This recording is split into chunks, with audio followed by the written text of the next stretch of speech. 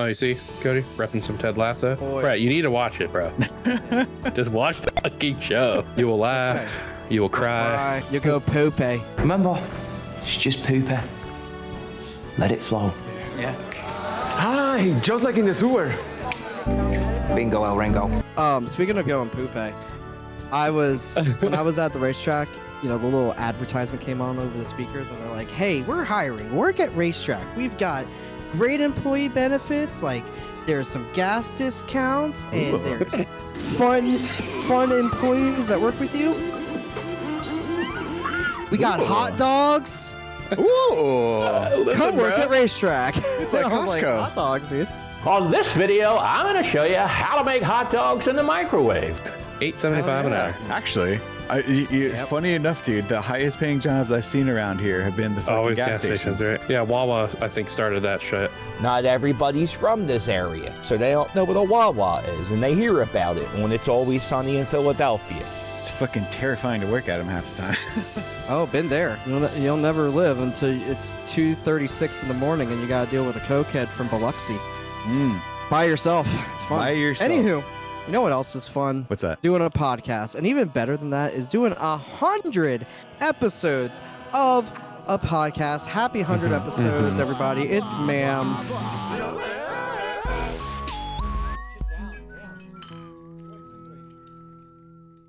Confetti. That's right. Very nice. Very nice. Hold on. Gotta do it. There it is. Yeah. Hey. Watch your profanity. Thank you. This is Morning After Music Show. It's the podcast. We react to stuff. We review stuff. And you watch it and you like it and you enjoy and you give it a thumbs up and subscribe. And it's been 100 episodes of this thing. It has transformed a few times. Yes, I will say, like, don't go back in time. Don't look at the ones like pre-50. Don't even look at the ones pre this year. Yeah. It's a I'd say different show like now. pre-80, dude. yeah, bro. Those episodes are bad. Every 50 episodes, we get better.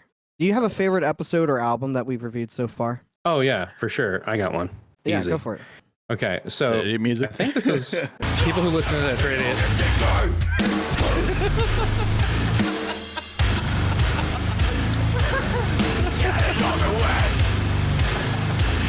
I don't give a fuck.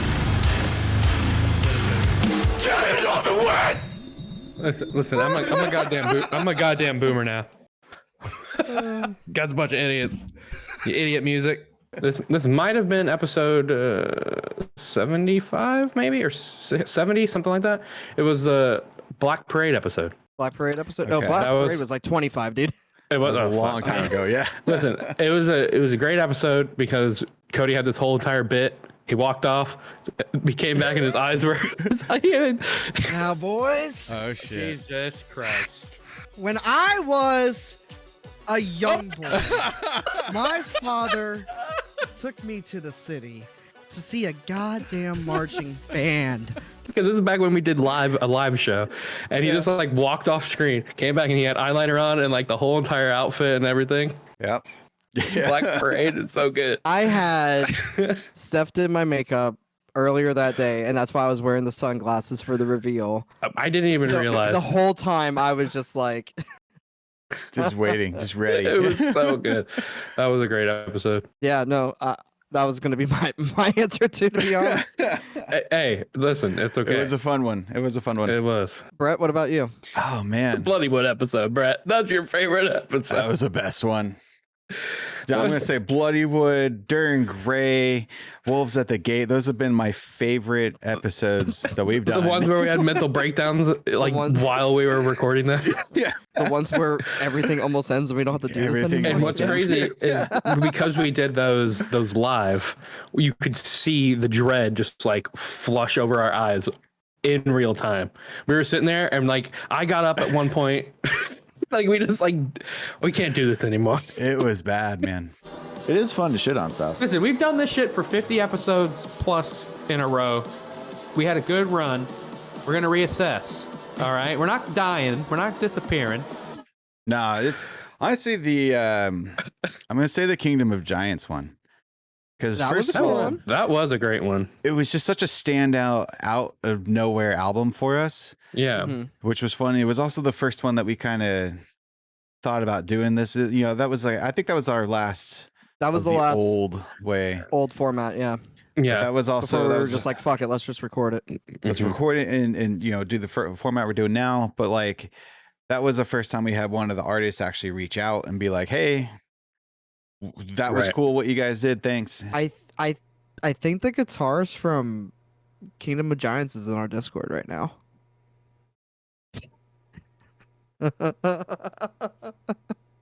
What? But it's like Reach out further than just commenting on the video. Like they Or found our liking a Discord. Twitter post. yeah, You know, yeah, like, yeah, they actually They came found the to look for Discord us. Yeah. and said, "Hey, good job." yeah. Yeah. Like, okay, cool.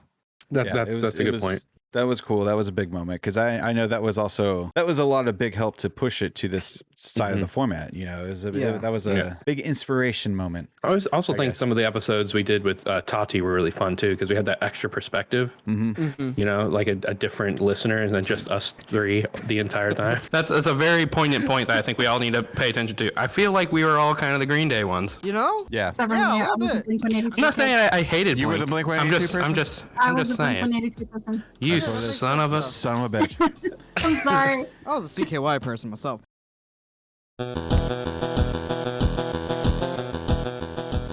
Remember in like season 2 of Power Rangers where they ran out of footage, so they had to use the Aqua Ranger footage from Super Sentai, and they had like the Alien Rangers because they all became kids. Brett, Josh, you remember? Yes. Yes. The Tati episodes were like that. Josh went away and we needed a fill-in, and we're like, what do we do till season 3? Yeah. bring in another random friend from high school. That's what we did. Billy's gonna date an alien. Yeah, dude, I'm lost in these memories. And another memory I would like to get lost in is the memories from this album and this era. Now is the actual question of the day for the audience and you guys. What is your favorite memory from this era of Meteora? If you were around when these songs were coming out, what's your biggest takeaway from that? Parents not in agreement. I think I can vaguely see what he meant. Then if you weren't around them, I don't know, what the fuck's your favorite song? I don't answer your own question. So this was 2003, right? This album came out 2003. 2003. Yeah, because 20th anniversary this year, right? Yeah. And I'm specifically speaking of Linkin Park related memories of this era. Well,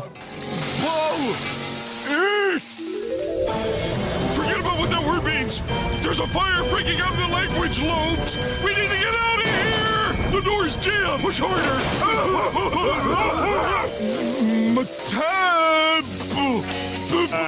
Sir, your head. It's on fire. I met Brett around this time, I believe, maybe a year or two after that. I after this got album to came out. Tampa the end of 04. Yeah, so it was like they were still touring on it, they were still playing it, there's still music videos coming out. So I think just our whole entire, like, I don't know, 7th grade, 13-year-old selves were like, this is gonna be my whole identity now. I'm gonna like new metal and I'm gonna like anime and I'm gonna play games in space. Don't fuck with me! I have the power of God and anime on my side! Wait,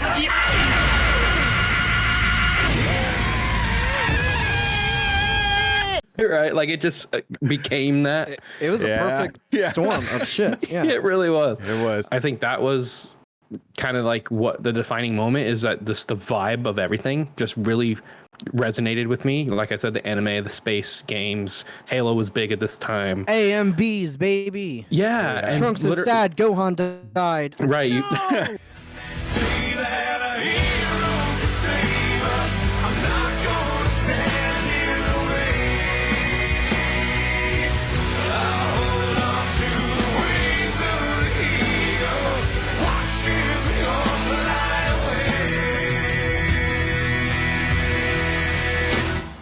You, you watch all the we did a required viewing before this and we were listening to, you know, all the different tracks and I was like, man, I don't remember watching this video, but I remember watching Naruto and Sasuke beat the shit out of each other to this song.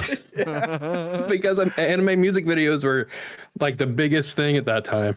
like 2004 ish. This album, this is again the original Xbox. You put the CD in, burn it to the damn thing, and listen to it while playing you're playing whatever game you want. Yeah. So naturally, I'm playing Project Gotham Racing and Forza, like the OG Forza and shit. Like, yeah, I know. A racing game, Brett? Oh my god.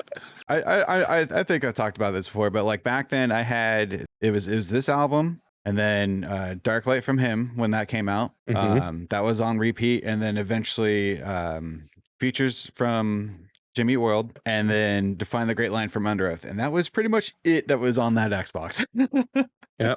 Every game, that's all I listened to. 2003 was like a banger year for albums. It really was. So many 20th anniversaries out this year. Right. It's just like, how is all of this really good music coming out? And it's like, I don't think it's nostalgia talking. Do not cite the deep magic to me, witch.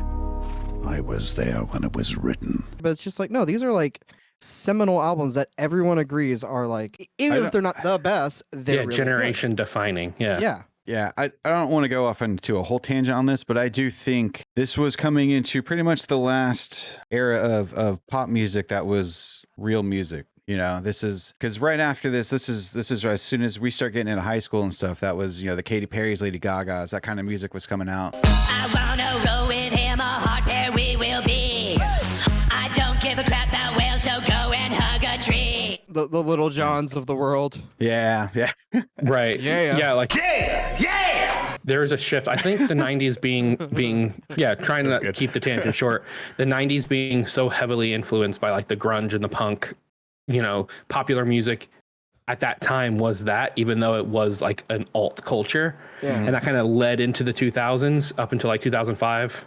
So like, I think you're totally right. Like just in that beginning first 5 years of 2000s, or like, this is still good. People like rock music, even though it's rock. It's still popular, which is you could great. be heavy and almost win a Grammy. It's a wild concept. Yeah.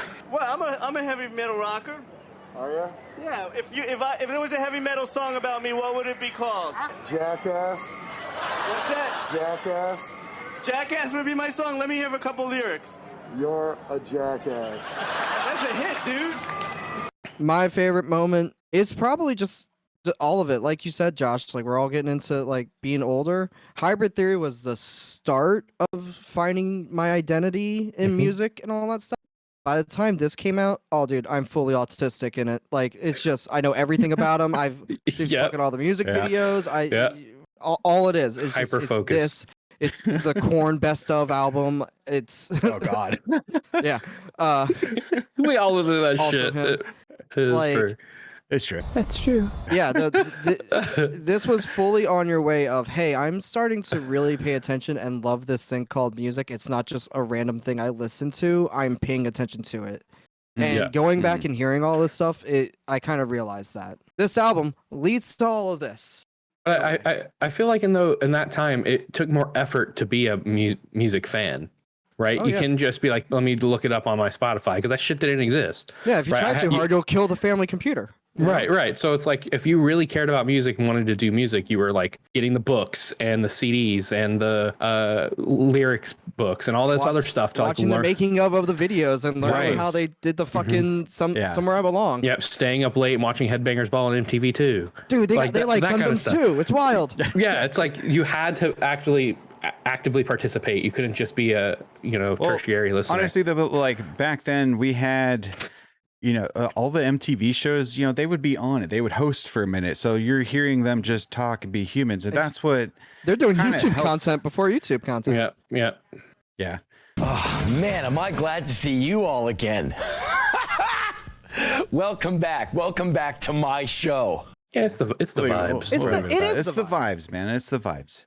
It's the vibes. It's the vibes you only get from Linkin Park's second album, Meteora, third if you count Reanimation, which I do. Go fuck yourselves. It was released on March 25th, 2003 via Warner Brothers and also Machine Shop, which is their own label. I did not know that. I didn't either. And now you know, because it's my Super Short Show. It has 13 tracks, 12 really, because Forward's barely there.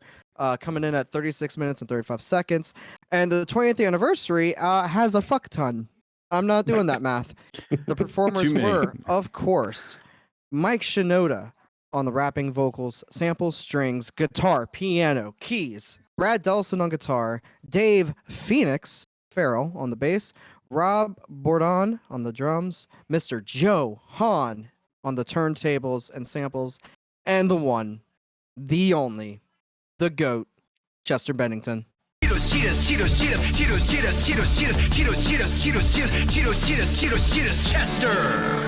That's his name. On the production side of things, Linkin Park, after doing Reanimation, decided they would like a hand at producing. So it is partially self-produced alongside Don Gilmore, once again, who produced Hybrid Theory. And once again back is Mr. Andy Wallace on the mixing and Brian Big Bass Gardner on the mastering, which we've seen both of them on a lot of episodes of the big era. The Blink-182 episode, they were both there. I think the other Linkin Park album, they were both there. I don't remember. And then singles were Somewhere I Belong. I wanna hear, I wanna feel what I thought was never real. I wanna let go of the pain I felt so long. Erase all the pain till it's gone. Faint.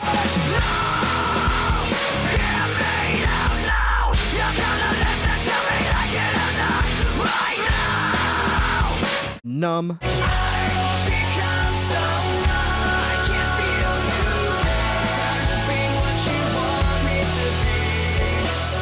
From the inside.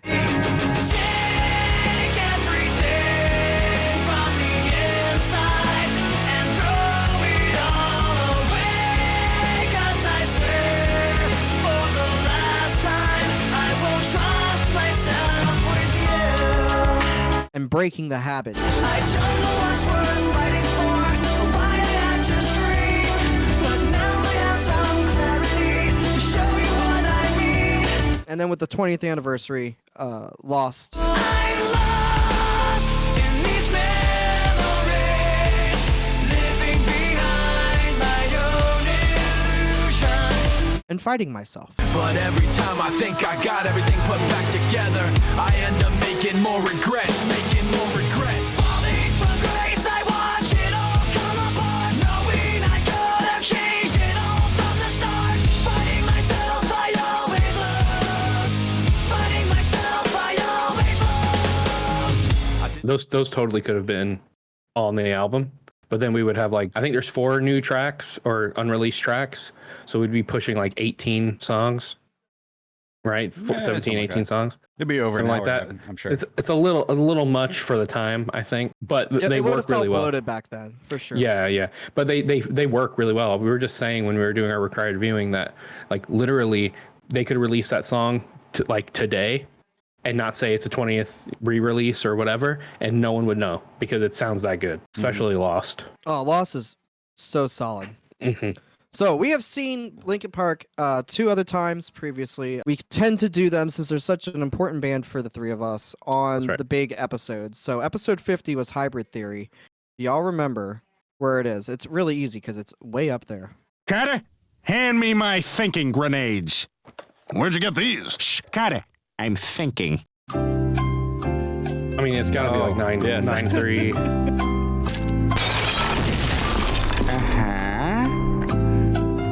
What, our scores? Our personal scores? Well, I don't know my the personal. score of the episode, and then... Oh my God, he's dead! That might work. I mean, yeah, I would assume it's got definitely in the 9s. Easy. Again, this is real. Don't think too hard on it. It's real easy. It's like number 3 on the list.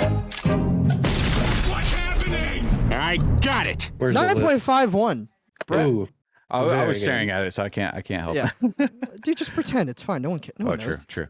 Brett, you gave it a 9.6. I gave it a 9.72. And Josh, you gave it a 9.22. Pretty sure that's my highest score of all time on this show. The 50th episode, my highest score. I gave it a 9.6. Very good. Okay. Wait, hold on. What was Josh's? 9.22. 9.22. Okay. I had to leave room for Meteora, remember? Yep. And then Reanimation was episode 69. Nice. Nice. Nice. Nice. Nice. Nice. Nice. Nice. Josh wasn't there for that episode, but he gave us his scores. Mm-hmm. take a gander of what this one's going to be. Mine's low because I don't really So I like remember Reinvention Josh's of It. being low. That's all I remember. Yeah, I think I did like a 6 or something just because it's like This just score weird, I'm not weird looking at, remixes. so I definitely don't remember. You guys like it, so 7-4. Just because of Josh's 7-4. score. Just because of Josh's, Okay. yeah. Okay, fair. Josh, what about you? say 8. I'll just go 8, kind of like in a nice spot right there. Josh, you technically win. It was an 8.66. Oh, okay. Brett, you gave it the same score as you gave Hybrid Theory, a 9.6. Hell I yeah. pretty much gave it the same score as Hybrid Theory with a 9.7. Josh gave it a 6.78. I did. Jesus Yes. Christ. I had a lot of good explanations on why. If you guys care, go watch the video. It feels like a Fort Minor project at times. Yeah, it feels like for a man, can't do anything. There you go. Nouns, words. Webster's dictionary defines Meteora as meaning lofty and elevated, and is taken from a rock formation in Thessaly, Greece, where the Greek Orthodox monasteries of the same name were built. That's where they got the name for the album. Look at that fucking building in that rock. That's people live there. What? Why? For That is Jesus? really cool. All this For for Jesus? Zeus, bro. Oh yeah, I guess so. Yeah. That's Zion, dude. If you literally do anything Actually, else, and you do you think this was any Matrix connections? Because they had the Animatrix at the time. Escape to the Matrix, bro. It's just a theory. Keanu. I can escape the Matrix, but I can't escape Romanian police. Brother, you cannot be like a fucking 40-year-old man and say the Matrix attack. Classic Tate W. It debuted at #1 on the Billboard Top 200, which would never happen in today's Billboard No, charts. it would not. No. And as of June 2014, has sold 6.2 million copies in the US and 16 million worldwide. And as of today, I checked while we were watching it, the Numb music video has 2,022,136,666 views. Oh my god. 2 billion. 2.2 God. billion with a B. The band had around 80 demos written during the touring cycle for Hybrid Theory in the span of 8 months, which the majority of that is on the super extra ultra deluxe version with the 20th anniversary. They're all really cool. Mike worked on Breaking the Habit for about 5 or 6 years before completing it for this album. All the stuff that I had written, a guy named David Campbell took all that and wrote it out from cello on the low end to the violins and violas. He played it once through, and then David told us that he had a couple of variations on it. We mixed them all together and actually overlaid them, so the 10 people now sound like 40 people.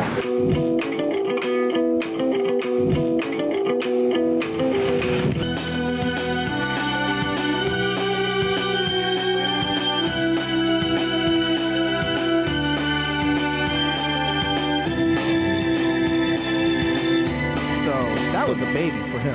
Pre Linkin Park days. Yeah, like pre Zero days. days. Yeah. Hey, nobody's listening, right? To this podcast or the song. That cool Japanese flute that's in it, which when I was growing up, this was my favorite song. Just because of that, I was like, "Oh, this sound." That's probably why I'm. It's the weirdest song on the album. The weirdest song on the album. That little Japanese flute is called a shakuhachi flute, and it's played by David Zasloff. Very nice. I learned that entire song when this album came out. When I was it's so weird. What was I? But 11, it fits maybe? so well. Yeah. Oh yeah. No, it's a weird kind of break from the album for a second. Just here's something fun. It's so different. Coming at you, yo. So, but here's the thing: in the composition of that album, they chose that song over Lost.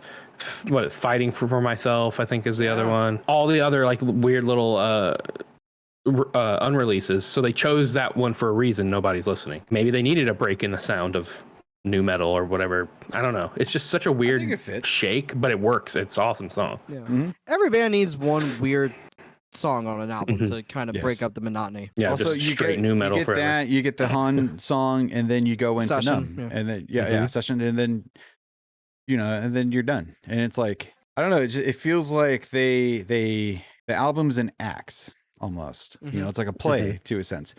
It's your whole outro is this whole big spiel. Put a pin in that. I'm going to circle back to that later because I is there more to it? Okay. not more to it, but just my thoughts on it. Okay.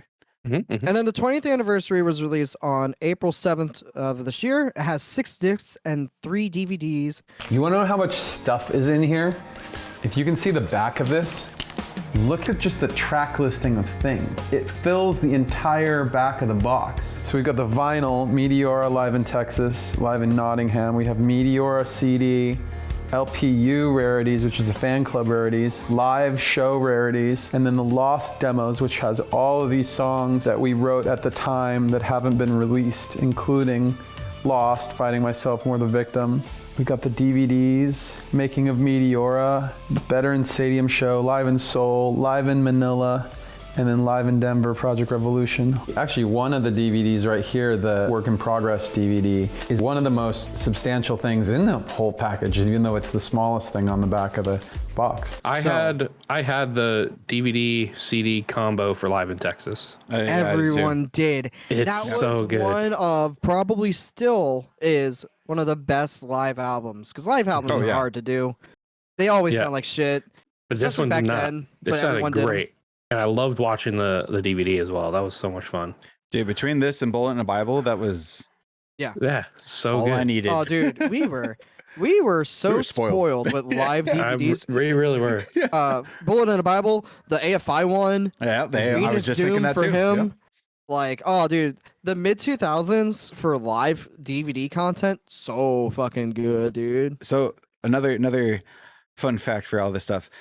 To add on to that, so were the Dream Theater ones at the time, who were actually inspired. The Octavarium album, the one I talk about all the time, was inspired by Linkin Park. It's very Linkin Park in that album. Probably this album specifically. I think the this timeline. Probably. Oh, yeah, probably this. Because Yeah, a little bit. Octavarium came out what? I think it's it's 05. It's 05. Oh, yeah, then definitely. 05. Definitely Minutes inspired by this. Midnight. Yeah, and when did Minutes that to come out? Midnight 2006. was 07. Yeah, they toured on these two albums. Long time. Reanimation included, forever. It was a long time. That was a long time. Because they were killing it. I didn't realize the Meteora cycle was that long. Holy shit. Long. Well, you also had Collision Course released during that time, which was cool. Dude, Hardcore, do you want more? Great. That was when the last time all the nations were in one harmony. You know? Yeah. Then everything changed when the Fire When the Nation Fire attacked. Nation. God damn it.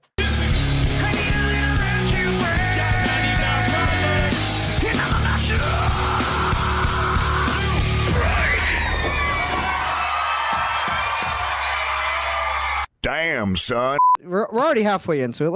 Let's dive in. Everything on this album takes what makes Hybrid Theory so great, and like we said before, like Numb to in the end elevates it to the next level. It's like watch it. It's like fucking DBZ. You got Super Saiyan. Oh shit, we're Super Saiyan 2 now. Really it just is. like yes. Yeah, the production quality greatly jumps. You have How does it still sound so good? I know. Like it's so clean and crisp. Like we were just listening, like again, we do require viewing before every episode just so we can get in the mindset. And we're listening to these videos. Nothing sounds too compressed. Nothing sounds like shit. And we've listened to other albums in 2003. We've listened to albums in like 2010 and they don't sound as good as this. Now, and I know it has to be money, right? Well, money. They did have money, sure. And granted, I will say the videos we watched were the 4K re-uploads, but if you go back and listen to the album on a vinyl or on Spotify of the original one, still sounds that good. They didn't really have to change much. Yep. Yeah, everything's just so tight and crisp and clear. You can hear layers. Layers, and I think one part is money, but also another part is probably because they had such a big hand in producing this album, so they can control a lot of like, hey, here's our vision. Let's fucking make our vision happen. A lot of other bands weren't doing that back then. You got to think though too. This is a band of producers almost. Yeah, pretty much. Right. They all kind of know what they're doing when it comes to being behind a board and what they want it to sound like. They're talented. They're all very talented at what they're doing. Yeah, and I feel like with each member, like we were saying, how it's like Han, Mike, guitarist's name. Brad. Yeah. Right. So those three. The drummer. Oh, is it? Wait, who is Rob's the drummer? Sorry, that is Brad. It is Brad. Yeah. Drummer, so those three, obviously, headphones they're doing afro guy. Yes. Yeah, always.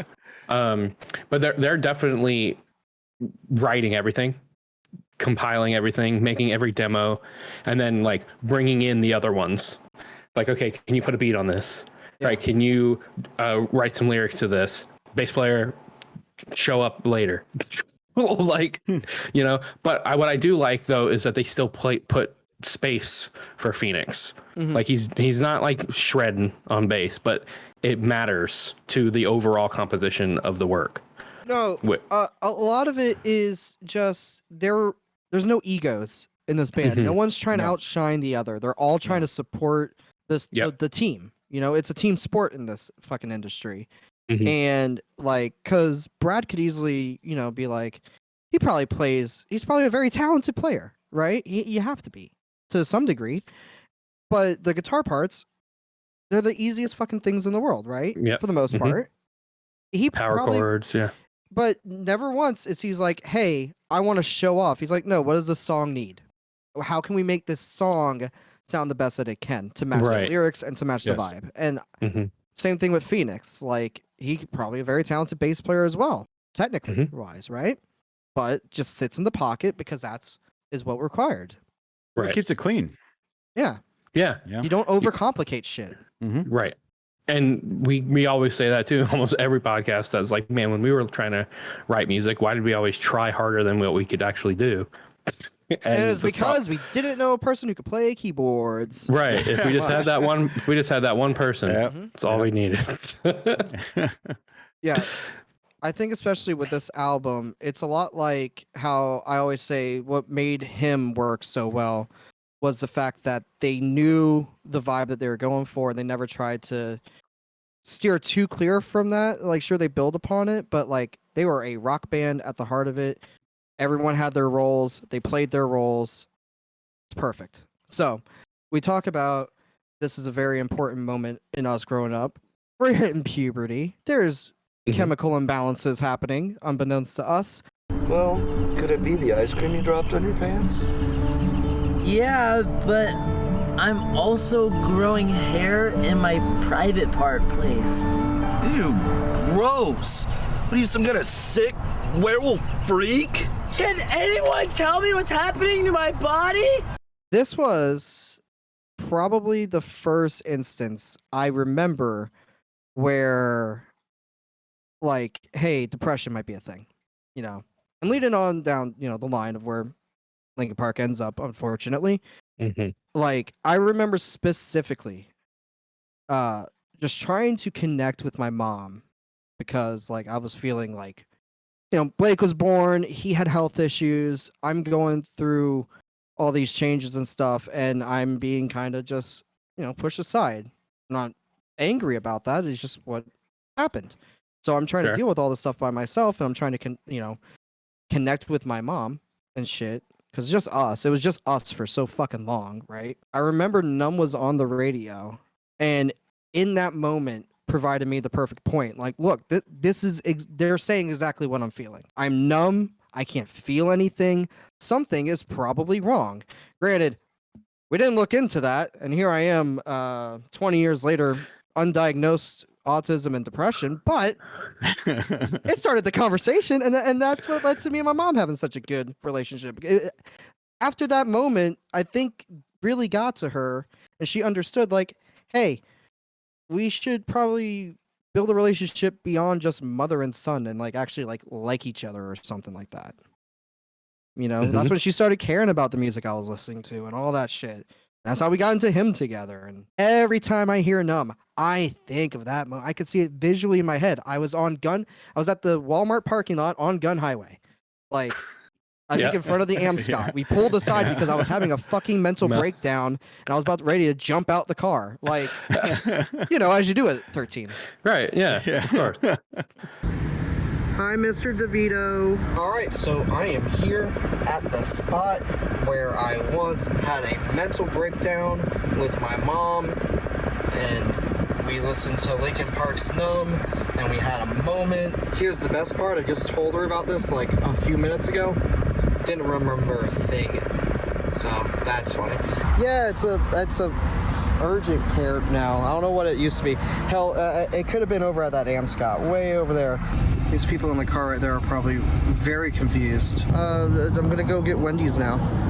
So, back to the video. No, like we talked about the vibe, right? And what this elicits, this kind of music, and why we connect to it so much, and why a lot of the stuff we listen to now, and 20 years later, we have to compare to stuff that came out in 2003, 4, 5 up, where like this section of time we were becoming ourselves and figuring it out, and then like literally it was speaking to us. It was, I think it's probably a lot, it's more than just us. It's probably a bunch of different people that think like this, which is what makes this music special, Brett, what was your story time?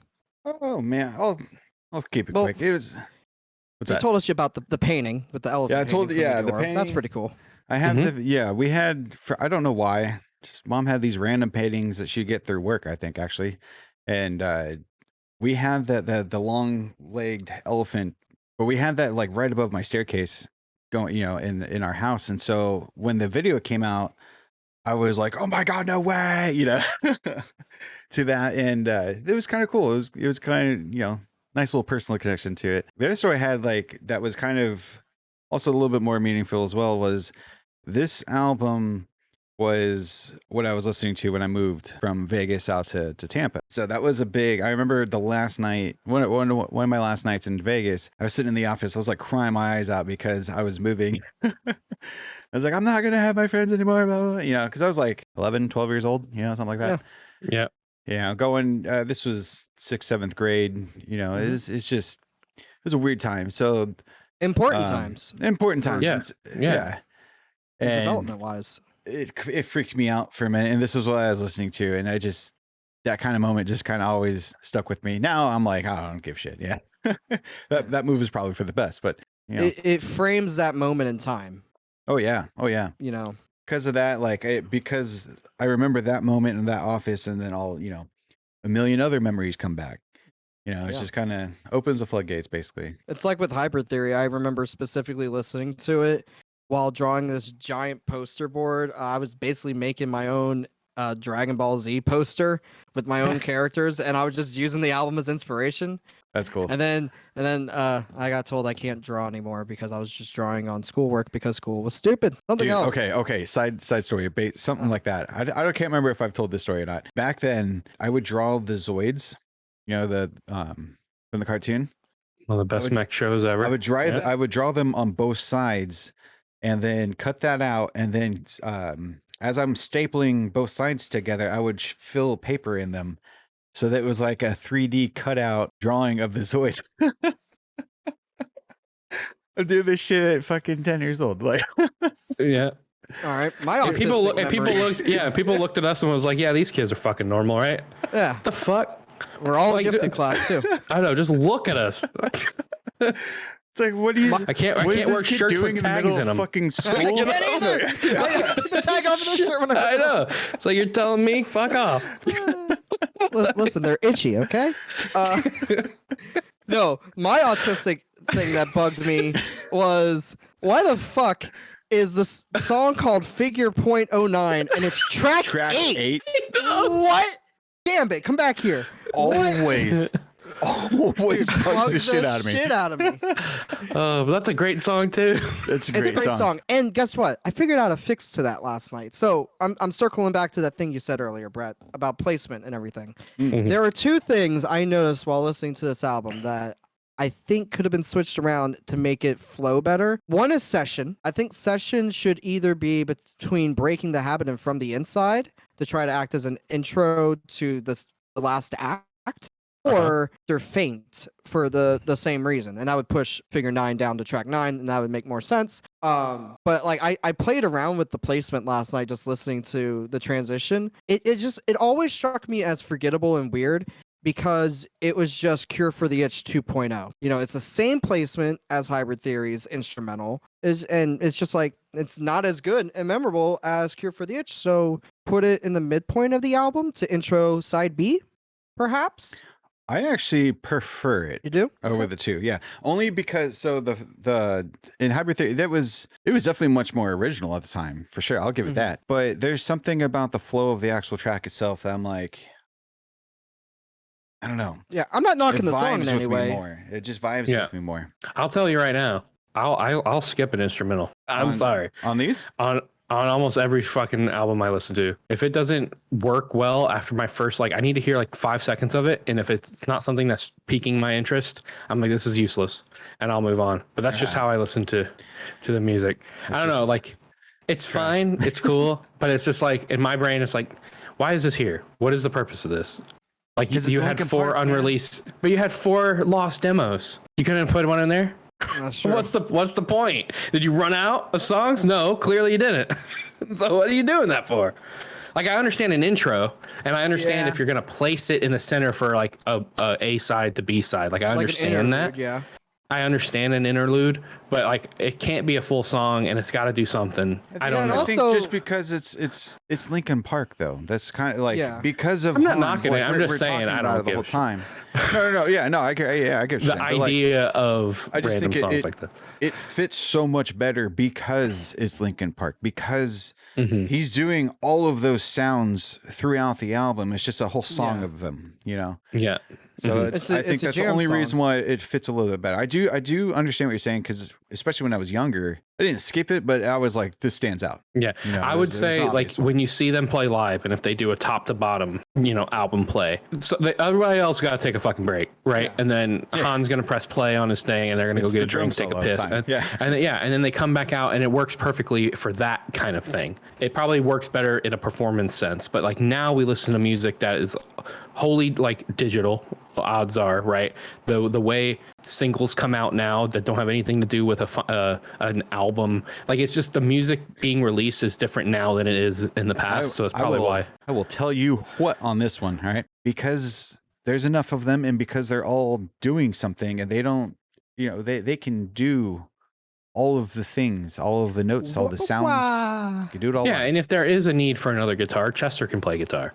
Or Mike, or something, and they've done it. Yeah, and Mike plays guitar, right? Or he plays piano, or he does whatever needs to be done. Whatever needs to be done for the song, right? Team effort, baby. That's right. Which is why I think in the future they will put out music. Yeah, I think so, because it's a team. Because it isn't just about Chester. This isn't Chester's band. This is Linkin Park. Yeah. As much how they'll deal with the clean vocal though, I'm not entirely sure. I'm not sure. I don't know if Mike will take over. He sucks. no offense, but you're your singing voice ain't that. He does what he does very well. Right. Yes. Right. Yes. But there is no Chester. You can find people to fill in to, like we were talking about, like with other bands, like As I Lay Dying, when that dude was like in jail, like you could just replace a vocalist. Dude, but not a full member. Just like, okay, for this track, it's this guy. For this track, it's this guy. Or they pull what Queen did. You're Linkin Park with. Yes. That'd be smart. That would be smart. Very smart. Especially because like that One OK Go, or the Japanese band rock. Yeah. That guy. That was amazing when he played live with them. That was like everyone knew. That was like, oh, yep. This could be a thing. And I could also help you draw people out too. Yeah, from Cold Rain. I mean, they already kind of did that with the Big Chester Memorial concert, where they had a bunch of guest vocalists come out, and that worked just fine. Like, you could do that, or if you can't get a person for every tour date, you would say have with a rotating cast member thing. Like, okay, hey, this tour it's Linkin Park with this guy. This tour it's Linkin Park with that guy. Or you go on the internet and you find someone who sounds really similar, like the they did Journey with route. You get a Filipino guy that sounds just like Steve Perry. Yeah. Right. Yeah. Or Alice in Chains. Yeah. But it's also funny we mentioned that, because Chester did that with Stone Temple Pilots after Scott died.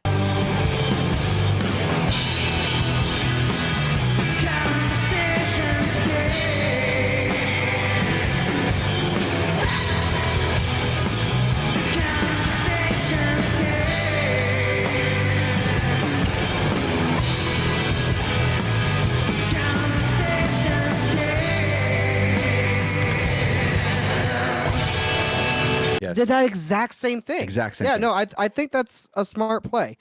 With somebody like Sublime with Rome. Yes, exactly. Separate the two. Yeah. Yes. Mm-hmm. Send him an Brett, email. you're on to something. Tweet Mike, hello? Where are you at? Where you at, bro? Love you, dude. Don't free listen to idea. Josh a couple seconds ago. You sing like a bird. Damn it. I'll just edit that part out. No, Don't leave do it. Leave it and repeat it 3 times. Yeah, there we go. I'll make I'll it find the him. outro. Okay. Anything else before we get into the internet? No, I think we're ready. Yeah, we're good. All right. Master, dinner is prepared! Excellent. View Skewed Reviewed, podcast within a podcast. I'm going to go as fast as fucking possible because guess what? I don't know if you know this. A lot of people like this fucking album. So. Oh my God, there's a lot. Yep, I'm gonna don't react. I'm gonna blaze through them as fast as possible. Just go. Super cut it all together. All music make 9. it go fast, Brett. Shut up. All music 9. Blender 8. Dot Music 7. E Online 9.1. Entertainment Weekly 8.3. The Guardian 6. Fuck 'em. Melodic 7. NME 7. Q Magazine 6. Fuck 'em. Rolling Stone 6. Fuck 'em. Google 9.8. Metacritic's user base 8.7. Billboard 8. ShakingThrough.net 5. Burn in Hell. Uncut. Go to hell. Play louder. Go to hell. AV Club. Go to hell. Album of the Year 8.2. Good job. Sputnik 10. Awesome job. Now Magazine 6. Fuck 'em. Rock Sins 9. Louder Sound 8. Immortal Reviews 8.4. Spill Magazine 9. New Transcendence 9.5. Rate Your Music 6.6. What the fuck's going on over there? Daily Evergreen 7.5. Medium 9. Musicport.up 8.4. Diamond in the Rock 9.8. Now slow it down. All right, because now we're in the YouTube reviews. If you go check out these guys, give them a thumbs up, tell them we sent you. Okay, fast forward again. ARTV 10, good job. LFR JoJo 9.9, just make it a 10. Rock Squad 8. Broadcast Rock 11.5. We made up for that 9.9 earlier. Richard Metal Fan 10. Every Song Ever 9.4. Night Reacts 10. I'm Sick Flows 9. Casual on Camera 9.8. Rick's Reviews 9.5. Blue Emerald 9. Metal Trenches 9 because it was an A tier, so I gave it a 9. 31 TV 9. And finally, Brian delivers you the goods 8.5. So all over the Very place. nice. Where do you think? Oh my God. Where do you think it's at? Well, things like 4 and shit are killing this score. Oh shit. Okay, I know what I'll do. Just because I like Brian. It's gonna be Internet 8.5. I'm saying he hit it on the nose. I'm calling that. All right. It would be just so tragic of me to not take this moment to use the anime reference I always use for my score, which is the almighty 8.6. Brett, you're a speed boy. It's an 8.16.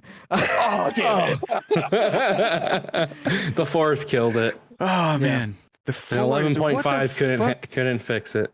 Dude, what dumb shit gives us the a 4? AV Club, bro? You're a fucking garbage. I hope you don't exist anymore. No, they do. Hopefully that person didn't have a job. Oh. AI took his job. Okay. So cool. Fastest VSR ever. Biggest VSR ever. Oh, 44 fucking God reviews. damn, that was a lot. Yeah, you're telling me. But hey, guess what? I do it for the fans, okay? You go on Metacritic and they only pull like fucking 7 reviews. And I'm like, that's not doing your job. Fuck you. Get everything. That's the true Metacritic. Fuck you. You ain't got 40 of them? Motherfucker. You shit. Slacking. You're the critic's site. Oh, shit. Anyway. Autism over. Let's get into our reviews. I didn't get a score for one. So, Brett. Oh, Josh, you go. I got it. I got one because I do things in advance. Okay, that's my autism. Okay, songwriting lyrics. It's fucking Linkin Park. You know, like I think I said this. I said this in the last video. Like it's like so catchy. The lyrics are working well. They're invoking some sort of emotion. They're not. It's not basic new metal, right? There's something a little more to it. The Mike's rapping works really well in tandem with Chester's leads. That's a 10. Like, what else is it going to be? Musicianship. Now, this is where the score drops just a little bit. from a perfect score, because we said it's very simple. There's not a lot going on. It's accessible. But when you look at it technically, that's what we kind of do with musicianship. It's not perfect, but I think with the additions and the layering, with like Hans synth stuff and Shinoda jumping on keys a lot, I think it pulls it away from just this is just rock. Right, there's something a little special about it. We see really interesting things like we were talking about with Session, and like Breaking the Habit's a little different outside of a rock genre. So musicianships, they're doing a little bit of different thing. They're all kind of producers. 8.9. If they had a little more technical, it would hop over to the 9, but I think this is a good place for that. Production, we said it, crisp, wall of sound, multiple layers, sounds good 20 years later.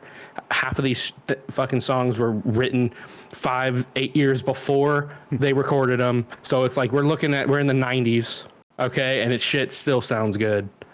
10. Originality, because the genre, I'm sorry, but you got a rap and you got a singing part, kind of like little grimy little breakdown things here and there, people screaming. It's new metal, okay? It's 8.5. Sorry, this is what it is. Originality. Memorability, 10, because I know it all. I remember it all. This is one of my favorite albums of the time. Probably my favorite Linkin Park album. So pretty high praise, okay? All combined, we get a 9.48 for me. Damn. Wow. All right. Yep. Good. So higher than Reanimation. Oh yeah. A little bit. And also higher than Hybrid Theory, because I knew we were going to do this album at some point. So I gave it some space because I knew. I'm a pretty hard critic though. I'm kind of like AV Club. Okay. I sometimes attack a lot of the stuff we listen to, and I don't give my anything higher than 9 ever. So this is You've never really done good that once, score. Josh. I've only done it, I think, maybe 3 times. I think I've given things over 9. Oh, over 9. So, yeah. Mm-hmm. You've done it more than you think. We'll see. Yeah. We'll see. Make a TikTok video. We'll Brett, do you want to go next? Yeah, I can. Yeah. Go for it. So I'm gonna get all the 10s out of the way because there are some. Songwriting and lyrics, 10. Yep. Production, 10. Memorability, 10. Yes. Now I'm going to agree with the musicianship and the originality, not to the extent though. I agree on the musicianship. I gave it an 8.5 because it's the guitar parts in particular and the bass parts, they're a little boring. They are. Sure. They just are. But it's not to say I don't love this album. Of course, it's Meteora, man. Everyone loves this album. Originality, I was a lot nicer on this one because everything today sounds like this album still. That's insane. That's insane to me. You're 20 years later, and everyone's calling it the Architect sound and stuff like that. No, it's not Bring Me the Horizon. It's Linkin Park. Yeah. All roads lead back to LP, dude. All roads lead back to him. But even at the time, I'm not going to say it's a 10 on the originality because it's genre. Yeah, it's the genre. But it was still very, very nice on that one. So my overall score is coming out. I'm going to round it up just a little bit, just make it easier. It's a 9.7. Okay. Yes. I like. All right. I'm going to agree. It is not my favorite Linkin Park album. Really? Yes. Oh my God. Yes. Yeah. Okay. Well, mine's very high. Yeah, I'll do it. This What one Brett goes did. to 11. This one goes to 11. Makes up for me not giving American Idiot a perfect 10. So yeah, I'll just get all the 10s out of the way too. Songwriting, lyrics, 10. Musicianship, I gave that a 10 as well. I understand that the guitars and everything are not the most intricate things, but like we said, everyone does their job perfectly. I have, besides moving stuff around, which honestly is just nitpicking and doesn't need to happen, I think it's perfect. And that goes into production. That's also a 10. And memorability, yeah, 10 all day. Only thing that didn't get a 10 is originality because, as you guys said, and even to parrot some of the things I saw in some of those lower reviews, a lot of people at the time felt it was too much like Hybrid Theory. Now, I don't see that as much of an issue, but I will acknowledge that fact. So I give it a 9.76. Math makes it a 9.95. So close. So close. Okay. I didn't realize this was probably my favorite Linkin Park album until re-listening to it. I'm like, because like Hybrid Theory was the first, so I've had that longer, and it's. I think we said it in that review. It'd be very interesting to see where Meteora sits after so long. Yeah, I think there's something special about, and when you boot up the album and it just seamlessly moves from forward into the next track. Don't stay. Right. There's something that happens if you don't feel it like in your heart a little bit, and like you get a little like, oh, I lost my breath for a second. You get a little bit of chills.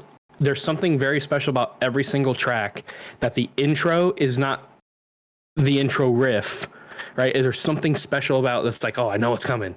You know, it's like a little dip, and it's like, yes, bro, that production is so good.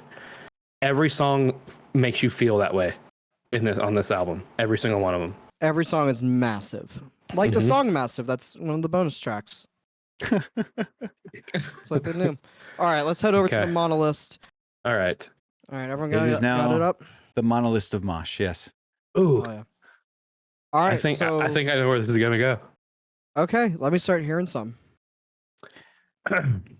It's 2. I think it's 2. You know what?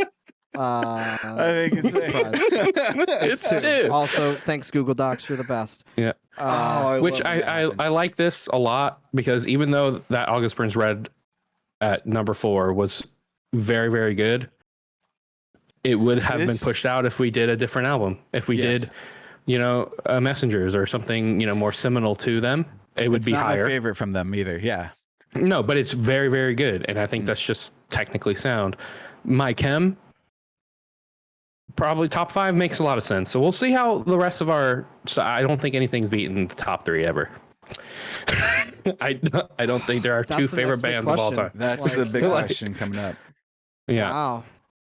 There are other Green Day albums that are very good, and there's other Linkin Park albums that are good. Yeah. That is fair. I always thought Blink-182 would kind of be able to fight for the top 5, but their best one is number 8. Yep. I think this is going to be a Cody. What was your score again? 995. Yep. Mm-hmm. And then Josh was a 9.54. Yeah, basically 9.5. Mine was basically 9.7. Okay. Well, I think it's going to be a 9.7. Okay. I will go 9.69 for the memes. Yeah, I think technically 9.7. It's probably in the 6s. I think 9.72. Right, you're so close. It's 9.71. Oh, I win. Yeah, damn Josh it. won. Price is Right rules. God, I was thinking one. I was like, no, I'll push it up. Dude. Ah. Damn, that's close. What a good score. God damn. Oh, great score. Great score. So close to American Idiot. Like these 2 albums literally was my 2003 to when I graduated high school. Yes. To when I graduated high school. Yeah. Like I listened to them forever. I'd never stop listening to them. So that's insane. So fucking good. Crazy. Yep. All right. Yeah, and I agree with that. I think the difference between American Idiot and Meteora, while Meteora has a lot of personal connection, American Idiot's kind of, for a whole different reason. Right. One's a Broadway show. All right. Is this the Broadway show about, the world? Yeah. Fair. Well, that's exactly. I think this is the evolution versus revolution kind of. Oh, Jesus Christ. Stamp it. Dude, in time forever. That might be the deepest thing you've ever said on the show. Right? That's in the thumbnail, bro. That's it right there. Holy shit. Well, excellent. I'm happy with it. Yes. All right. God, look at a gap of 0.2 between both Linkin Parks. That's bigger than I was expecting, to be honest. Yeah. Especially of the two albums, because they are similar albums. They are. They are, but I have a special place. Meteora, I heard that one first. Oh. Late bloomer. Yeah. Mm-hmm. Listen, I was fucking listening to some weird shit before you came around, Rat. Okay. Yeah. Where do you think you got that 30s jazz on your AI DJ from? Oh, dude, right. Yep. It All right. Well, Great episode. Thanks Great episode. for hanging out. great episode. Episode 100 in the bag. What Yeah, we're ready to jump into 101. So whose turn is it? It's my turn. It's your turn. Okay, Cody. Yep.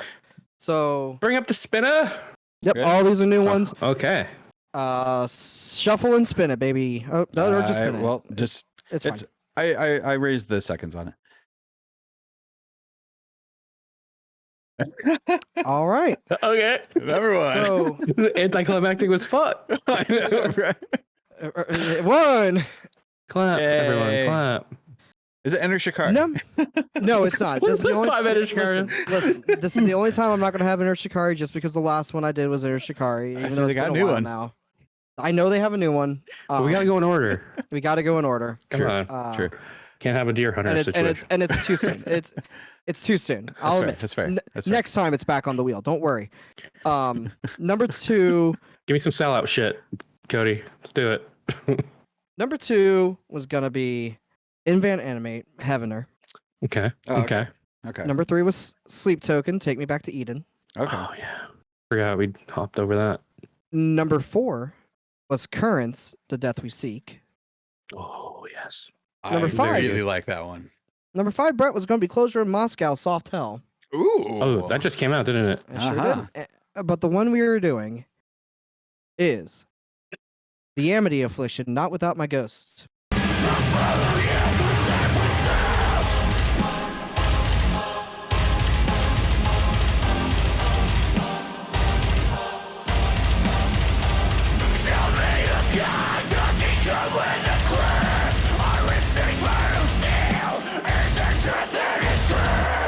Oh yes, I have listened to it once or twice, and it is pretty damn good. It's really good. So now we take a deep dive. I've cheated. I've listened to all of those, but Closure in Moscow. Quite a bit. I haven't listened to any of them. Let's do it. Let's do They're it. pretty good. They're all good. Get the emos in my veins. Let's do it. Oh yeah, brother. I want to I'm cry excited. I'm and excited break for down. this. Yes, dude. Good. Yeah, episode 101. There may or may not be a reshuffling of the list. We haven't nailed that down yet, so I don't know. We'll see. We'll see. I don't know.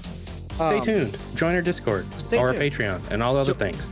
Join all the things. Hit thumbs up. Hit the subscribe. Hit the bell. Watch all the other content. Make sure you go check out the other BSR reviews. Links in the description. Check out the band. I don't know if you've ever heard of a Linkin Park. Go listen to the playlist. And yeah, enjoy the content if you're still watching. Yeah. Yes. Anything else? R.I.P. Chester. Yes. Yeah. Yes. Yes. All right. Everybody. That's right. Yes, dude. In the words of Haley Williams. Yes. Awesome. Just end on that. End on that. But for next time, you'll remember that you need to be here. God damn it. Yeah, if you got an hour into this video and watched it, and you're hearing this, right? Give us a fucking sub, dude. Like, do the fucking things. Do We've all been this sitting stuff. at 165 followers on Twitch forever. Okay, give us some more. Tell your friends. Have fun. Come hang out and chat. Tell us things that you like to listen to. Say it in the comments on this fucking video if you're watching it on YouTube. We'll read them. I get a notification sometimes.